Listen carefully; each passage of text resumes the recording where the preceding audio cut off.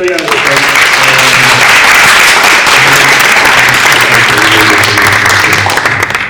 thank you. Okay.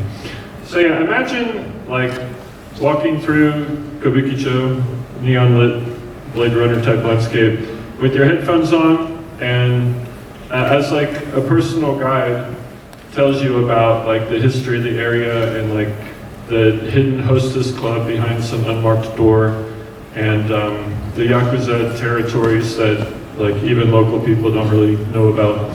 And so this immersive experience is Tokyo Realtime, a product that I thought would transform like tourism in Japan.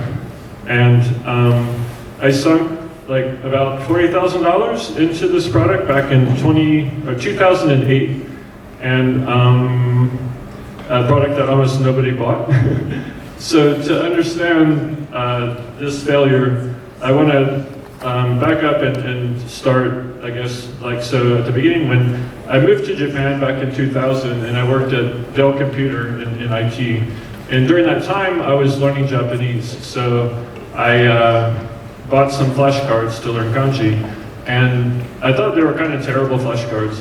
Like the vocabulary words were very outdated. And like my friends would tease me because I would use some word that no one's spoken since like the Meiji era. And so I thought like, hang on, do I go this way? Yeah, I thought like I could make a better set of flashcards, and so I did. And I partnered with a Japanese colleague, and we made this product, White Rabbit Press Japanese kanji flashcards. And the first printing, I had to write a check for $25,000. And at that moment, I was like, what the hell am I doing? This is terrifying. I've never spent that much money in my life. And, but it worked out, and the product was a great success. It became like a top seller on Amazon in its category, and in bookstores across Japan and around the world. And so, like, this is Failure Club, so why am I talking about its success? And it's because I think this early success can kind of set you up for failure. I think most businesses fail. And so if your first business works out pretty well, you kind of think you know the secret sauce. Like you think, oh, business isn't that hard. Like you think like, anyway, you can get kind of an overblown sense of confidence. And that's exactly what kind of set me up for my Tokyo Realtime failure. So yeah, I launched Tokyo Realtime in 2008. And it's like audio guided tours for Tokyo neighborhoods. It was inspired by a New York product called Soundwalk, which I experienced for myself. The one I took was like this kind of coked up hedge fund manager who gives you a whirlwind tour of the Wall Street district. And you learn about the history and insider things, and it's kind of raunchy and a very fun way to learn about the area. And so the tour blends like narration and field recordings with sound effects and music. And so it's like this immersive experience. It's kind of like the Matrix, like you have this voice in your head that's telling you things about the neighborhood that like the other people around you don't really know about. And so you kind of feel like you have one foot in the city and another foot in this kind of virtual space. And we also involved like a lot of local area experts so that you're really learning things from people who are quite knowledgeable. And so the vision for the product was like to be like the next Lonely Planet. I thought I'm gonna do Tokyo areas, and then I'm gonna expand to like Kyoto, maybe Osaka, and then I'm gonna jump over to Seoul and then Bangkok, and like I thought, you know, this was like my unicorn. And so the product was, one of the problems with the product was that it's quite ahead of its time. So back in 2008, this is before Kickstarter. This is before the iPhone App Store. So there wasn't like mature marketplaces for delivering digital products. And so my distribution strategy was that I believed like we needed a physical product. So I thought that we need a product that we can have on the bookstore shelves next to the travel guides, and that's how people would discover it. They would just discover it by when they're planning to go to Japan, you go and get a travel guide, and then you find this audio tour. And yeah, so I collaborated with Chris Palmieri at AQWorks. It's a Tokyo-based design agency, and they helped make this something like computer went to sleep. It's still here, but okay. It's in the matrix. So I partnered with some designers, and we made this beautiful packaged product, and it includes like a CD and a photo book, and a mini photo book, and then a map, which we printed on like synthetic waterproof paper, so if you spill beer on it or if it rains, it won't get like destroyed. And and the idea is that you copy the product to your MP3 player back then, and go to the starting point, and then press play, and I have a sample for you here. How do you start the sample on this thing? Just click the slide. So yeah, it's about 70 seconds, I think, so I'll just shut up for a minute. Hello, and welcome to Akihabara. Please proceed to the Electric Town exit. Once you get outside the ticket gate, turn right and exit the station. Patrick Galbraith will be waiting for you outside.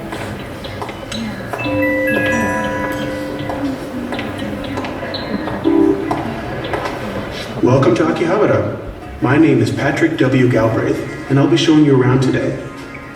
Akihabara has long been known as Tokyo's electric town.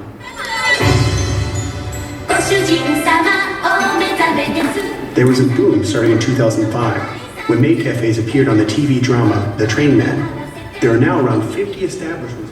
Go down the hallway here and look left, and you will find an elevator/time machine. So let's get inside. Press the button marked 3. This will take us back 3 decades to the very dawn of video gaming. So hang on, here we go.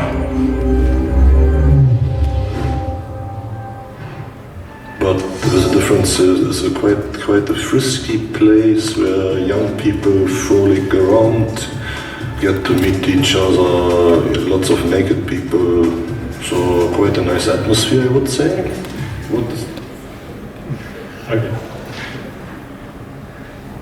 Okay, so I worked on these products for over a year, and it cost like tens of thousands of dollars. The bulk of the cost was in the manufacturing and like printing and making the physical product, but I also it cost thousands of dollars in audio equipment and like photography gear and studio rental time, music licensing, travel, and just other miscellaneous expenses. So the tours received excellent reviews, but the sales were not enough to sustain the business. It was basically kind of like beer money. And so after months of poor sales, I hired someone to help me with marketing, and even he couldn't really save it. And so after spending thousands more dollars, we finally had to wind it down. And the low point was when I had to physically destroy my beloved, beautiful product, because in order to write it off as a business loss for tax purposes, you have to send it to a destruction company and get like an official document that they've destroyed it. And so that was quite painful. So I held back a few, and these are the last remaining Tokyo tours, and I believe I bought enough so that everyone can get one too. So I don't know what to do. So they're quite dated because the neighborhood's changed a lot, but it's kind of interesting from like a kind of archival, or it's like a time capsule. You learn about what the area was like at this specific point in time, so it kind of has a new purpose now, I guess. And so what went wrong? So these two businesses are quite similar in terms of business model. It's like you make a product, it's like an increasing returns business model. They're both sold in bookstores. And one of them was a success and one of them was a failure. And so with the flashcards, I think that, well, I like to ask these 3 questions of any new idea I have, which is like, can you build it? Is there a market for it? Can you reach the market? So with the flashcards, we know there's a market for it because there's other flashcard products on the market. But the Tokyo Realtime thing, it's like a new media product. It's like, it solves a problem that people don't know they have. And so that's like a challenge in how to market that. Or it's a challenge to know how big the market is for it. Like, who knows, like there's, hang on, I'm getting ahead of myself, so I'll come back to that. Well, okay, no, it's here. That, like 8 million people back in 2008 were coming to Japan every year. So we know, like, there's more people who are come to Japan as a tourist than there are people who are learning kanji. And so it should be like a bigger market, right? But yeah, the real problem was being able to reach the market because like language communities form and you can target those communities, but people come to Japan from all over the world and they're quite scattered. And like we don't have a Coca-Cola size advertising budget to like get your message out to like, you know, everyone who might come to Japan. Yeah, another challenge like I mentioned is like, it's like a new media product and that requires like explanation. Like you have to explain to people how this is better or different from like other options to learn about a city, and that's expensive to do.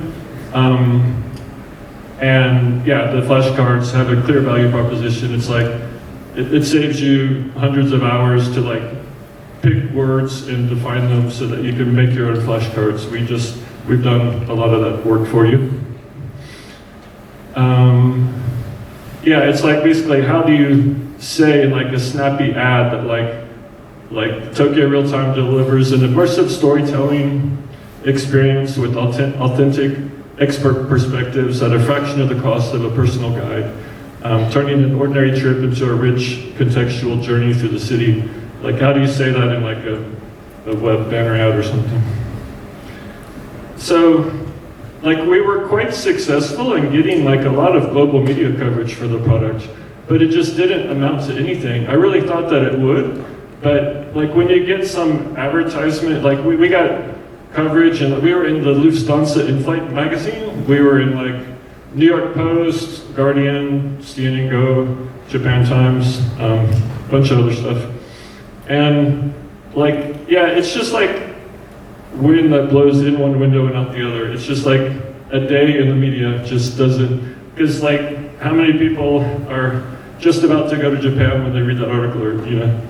So yeah, that didn't help, but it felt good to get all that attention. So yeah, key lessons. So to be honest, my approach to both products was like stupidly risky because I built a product and with the flashcards I got lucky and it worked out. And so this kind of approach can like lead to financial bankruptcy. Like a lot of people, they build something and then kind of blindly and then they're seeking buyers for it. And that's not entrepreneurship, that's sales. Like you just have this product that you're trying to sell now. And so like entrepreneurship is like about discovering the needs first and then building solutions for waiting customers.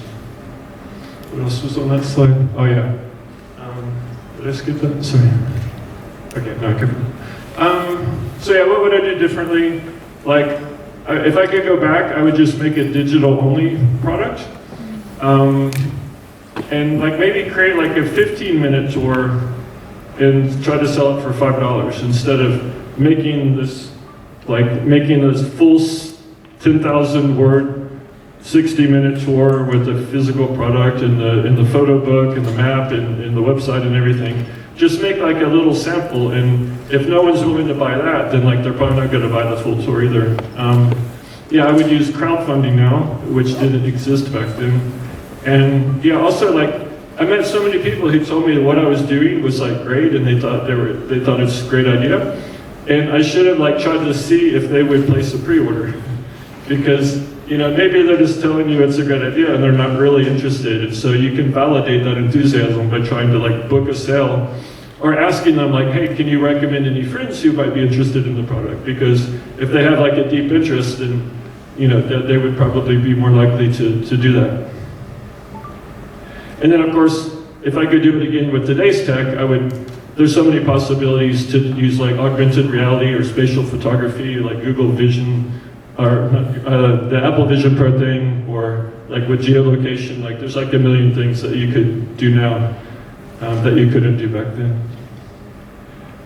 And yeah, so also during COVID, the product was so old anyway that like since people couldn't come to Japan anymore, we decided to just make it free. So that people, if they're tired of baking sourdough bread, they could just like listen to the tour, or maybe do them both at the same time. And so, yeah, hopefully I have enough for everyone here, but you can also just enjoy it on this website. And how are we for time? Like, perfect. So if I may indulge, oh, sorry, I was going to kind of wrap up some other things too. So even though this product was a financial failure, like personally, it was worth every penny, because like it was like the most challenging product I ever developed, and it was also the most fun and rewarding because I learned so many things. Like I learned whole categories of new skills, like how to like direct someone in an interview that you're recording, and like I learned documentary photography for this project. I learned audio production. I learned how to think about the information hierarchy when you're designing maps, and so yeah, I learned so much about it. And then also I built some really great friendships along the way with so many people, including this gentleman here, Giles Murray. He's one of the beta testers for the Akihabara tour. That's how we met. He's like one of the first people to take the tour. And yeah, we've been good friends, and we've like hiked through jungles in Malaysia and all kinds of stuff. And so yeah, I kind of learned things about myself that I really thrive with really challenging, unstructured, creative projects. And like the bigger the challenge, like the more you learn. And so I think that's what attracts me to that stuff. And yeah, I didn't really talk about my other successful businesses, but I run e-commerce services, and we're hiring for like a dozen roles. And so yeah, if anyone's interested in that, then there's the link. And that's all I have. Thank you so much.